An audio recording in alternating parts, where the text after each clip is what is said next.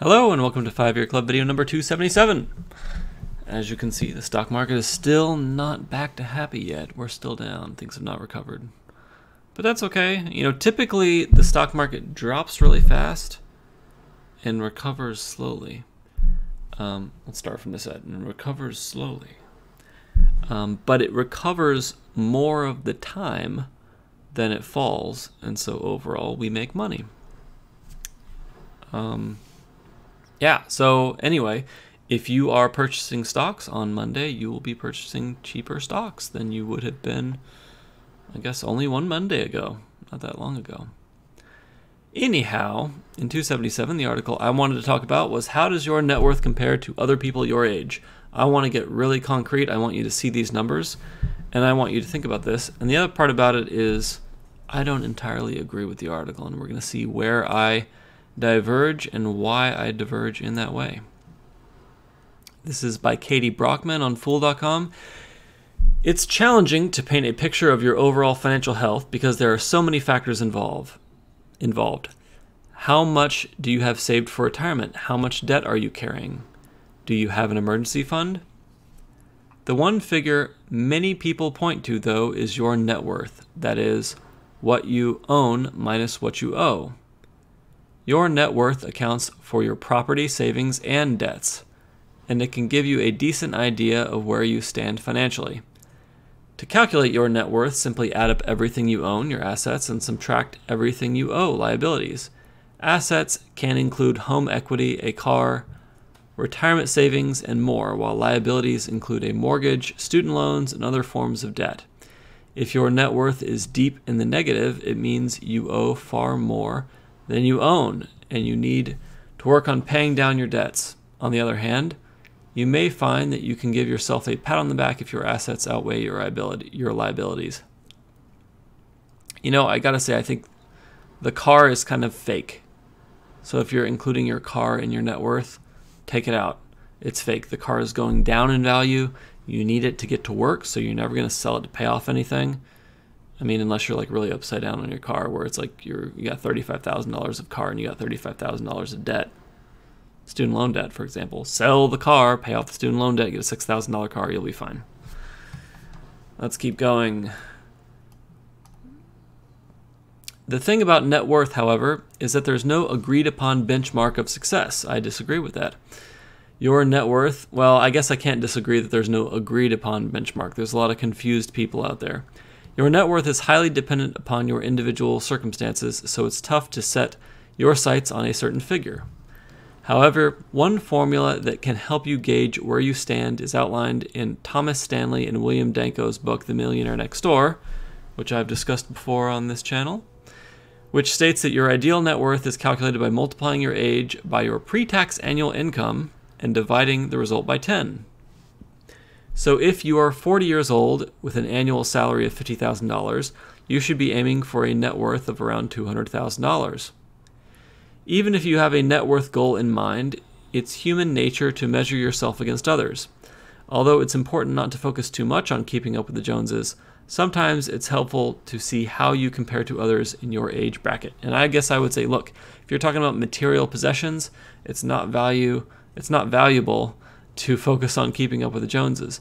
But if you're talking about preparing for retirement and there are people surrounding you who are much better prepared for retirement, you need to keep up with the Joneses. You need to pay some attention to that. You are behind. Statistically speaking, the vast majority of Americans are behind. Your net worth, how it compares to others. According to the Federal Reserve's 2016 Survey of Consumer Finances, the latest one released, the average U.S. household net worth was $692,100. That number may come as a shock, but it doesn't tell the entire story. It's skewed by super wealthy households that are worth millions of dollars. The median figure paints a more accurate picture of the typical American family because it's smack dab in the middle. Half of the households are worth more and half are worth less. The Federal Reserve found that the median U.S. household's net worth was around $97,000. Think about that. The average is $700,000. The median is $97,000. Let's round to 100. The average is 7 times bigger than the median. That is just like a mind-blowing level of disparity. And I guess that's for a different video. The survey also broke down the results by age, ranging from those under 35 years old to those over 75 years old. So let's absorb this a little bit. So under 35, median is 11,000, which is practically nothing, especially if any medical event happens. The average is 76. 35 to 44, the median is going to be 60,000-ish. 45 to 54, the median is going to be 124,000-ish. So by age 55, you know, you're somewhere between 124,000 and 187,000. I mean, let's be generous and call it 160. That's not enough to retire at 55. 55 to 64 is 187. 65 to 74 is 224. And alarmingly, these are not growing exponentially. It's, you know, it seems like there's a great accumulation of wealth between 44 or 35 and 54, going from 59,000 to 124, and it just kind of flattens after that.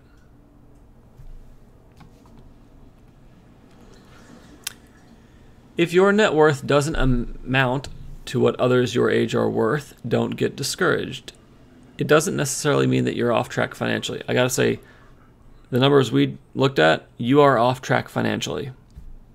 Those median numbers, you are definitely off track financially.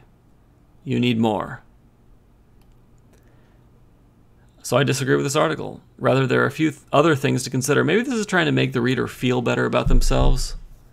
And certainly if you have a trust fund, or if you have some kind of like cash flow that's guaranteed in the future, then yeah, maybe the net worth doesn't matter as much because this magical fairy is going to come down from the sky and pay you every month. But for most people, for 99% of people, that's not going to happen.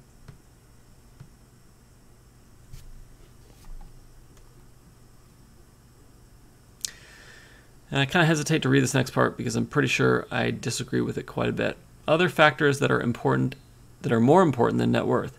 Your net worth picture doesn't portray your entire financial picture. For example, if you recently bought a house, you may owe hundreds of thousands of dollars on your mortgage, and you may have a negative net worth. But that doesn't mean you're necessarily worse off than someone who is renting, has no mortgage, and yet struggles to make ends meet.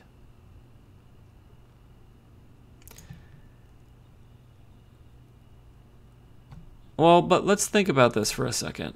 And you may have a negative net worth, right? You recently purchased a house. You may owe hundreds of thousands of dollars on your mortgage. And you may have a negative net worth. Well, look, this is the way a house works. Say the house costs $100,000 and you put 20% down, $20,000.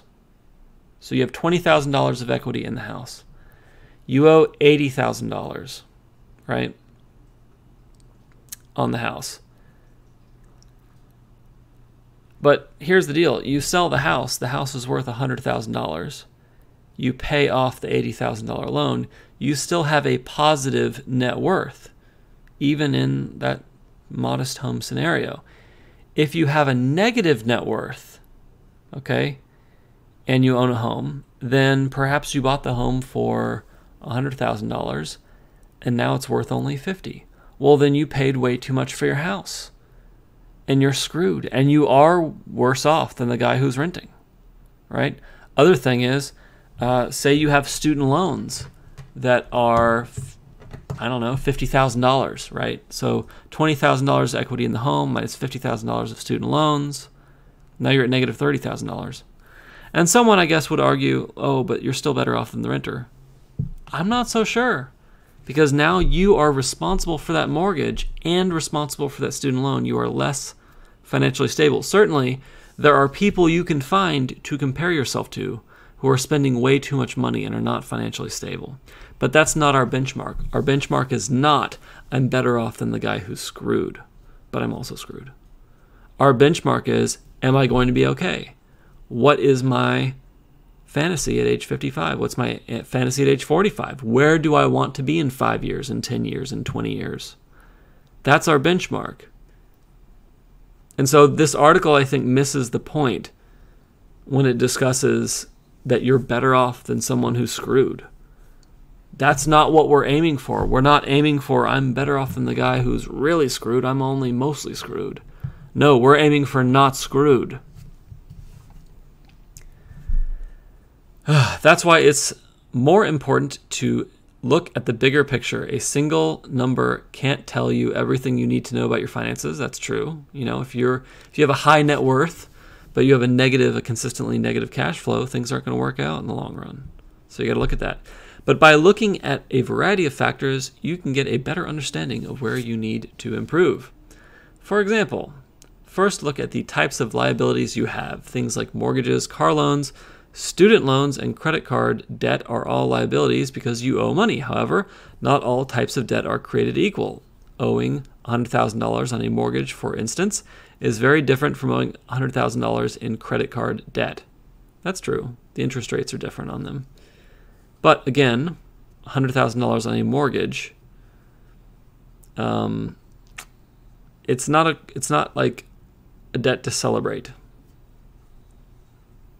You know, it's not terrible. It's better than renting in a lot of cases, but it's not something to celebrate. It's not a good thing to owe $100,000 on a mortgage.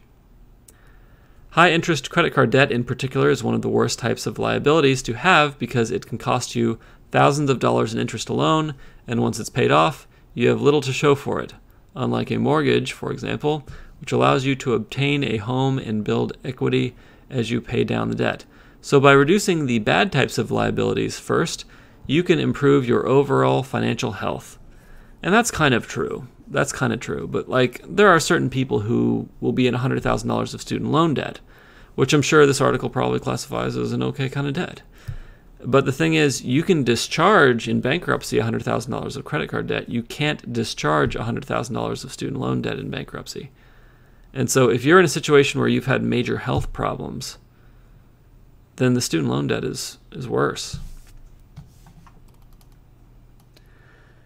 Your debt-to-income ratio is another important figure to consider. It's easy to fall into the trap of thinking that once you earn more money, your net worth will increase as well.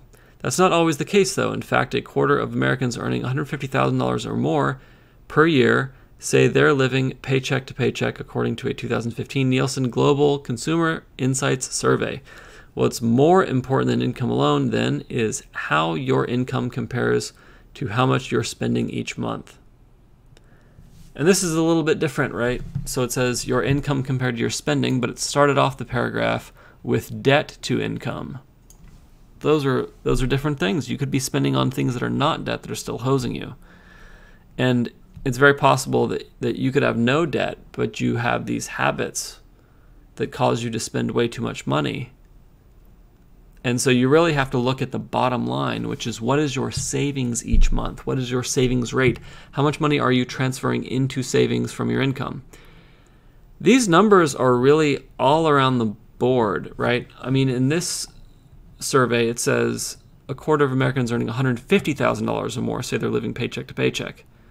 But I read something yesterday that said only 10% of Americans over $100,000 a year say they're living paycheck to paycheck. And that doesn't quite make any sense because, 100 is less than 150, but all right, whatever. To calculate your debt to income ratio, add up how much you spend each month repaying your debt. This includes your mortgage, car loans, personal loans, student loans, credit card debt, etc. Then divide that number by your gross monthly income. For example, if you are paying $1,000 per month toward your mortgage, $200 per month toward your car loan, and $300 per month toward your credit card, your total monthly debt payments amount to $1,500. If your gross monthly income is $3,500, divide $1,500 by $3,500, and your debt-to-income ratio is around 43%. Again, I think this is like a pretty terrible measure. This is a part where I disagree with the article because look at what it is measuring. It is measuring your debt compared to your gross monthly income. It's ignoring taxes. It's ignoring taxes. What if you were being taxed at a rate of $2,000 per month? you would be completely screwed because $2,000 plus $1,500 of debt payments is all your money. Now you're starving to death. And yet for some reason, this calculation is oblivious to your taxation level. Even though those taxes you're paying, they're not contributing towards building net worth, building investments, building the money you need for your retirement. And so this number is deceiving. You need to be paying attention to your take-home pay. You need to be paying attention to how much money out of your take-home pay are you saving? What percentage of your take-home pay are you saving? That's the important number. In general, you should aim for a ratio of around 20% or less. If you're trying to get a mortgage, most lenders will look for a ratio of less than 36%, though they may go higher if you have a strong credit score. A ratio above 50%, though, is typically a red flag. Oh, it's good light. Because it means more than half your income is going toward debt payments each month. And I would say, look, don't worry about what a lender thinks. Don't worry about what the bank thinks. If you're paying over 50% of your gross income, which is probably something more like 70% of your take-home pay, something crazy, towards fixed debt payments, you have no business talking to a lender. Who cares what they think? You need to pay off that debt. You need to free up more of that take-home pay. Net worth is an important financial figure to understand, but it's not everything. There's more to your overall financial health than just one number. So it's important to look at the big picture and get a more accurate idea of how you're doing. Sort of. But for most people, net worth really is everything. For most people, their problem is not that they have a huge net worth and a weird negative cash flow situation. For most people, the problem is they have a pathetically low net worth. Probably caused by a cash flow situation that's not very good. But by far, the thing that they need to pay attention to and increase is that net worth. And not getting a mortgage when they have a low net worth. Or while they have debt is really it. You don't want to get a mortgage until you paid off all your consumer debt. Pay off all your consumer debt. Pay off your student loan. Then get a mortgage. Develop the discipline to have a high enough savings rate that you can aggressively pay off these debts before you enter into a risky contract like a mortgage, where if you default on it, you've defaulted on like a very large amount of money. And the people in 2008 understand that, and the bank's going to come after you. All right, well, that is the end of the article. All that's left is that silly ad, last paragraph by the Fool, which they commonly do. Fair enough. In closing, for video 277, here's the median household net worth and the average household net worth. I think if you aim for the average, you're going to be fine. Probably a little higher than the average. But if you aim for the average, I think you're going to be fine. If you aim for the median, you're not going to be fine. But more importantly than what these median and average numbers say is, what do you say? What's your goal? How much money do you need by what age and why? Understand that. Because when you understand that, you're going to feel more motivated to save money. You're going to feel more motivated to plan these things and to pay attention to your financial health. And that's what we need to do to make all this work. Thank you for joining me for video number 277. Have a fabulous evening.